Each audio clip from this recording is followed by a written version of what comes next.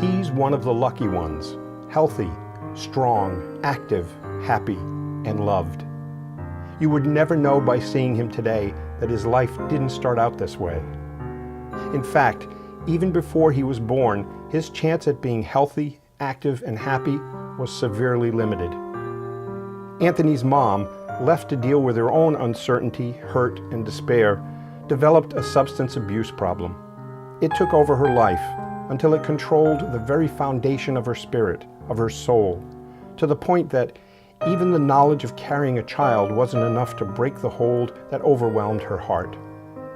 And Anthony was born with that same addiction, one that threatened his very existence, one that could have had a devastating effect on the rest of his life. Court proceedings ensued, with arguments being made on behalf of the mother, arguments from the state, for foster caregivers, for other family members. And if not for the involvement of the CASA volunteer, no one would have heard from Anthony. His voice would have been silent.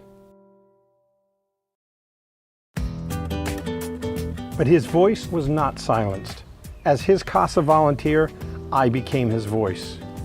I became the one constant in Anthony's life through the 18 months of living in foster homes and receiving medical treatment.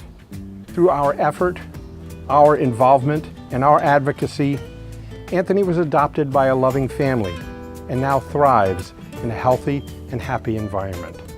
There are hundreds of other children whose voices are silent, who live in fear and confusion, whose lives can change with the right help. They need a voice to speak for them. They need your voice. I'm a CASA volunteer, and I am for the child.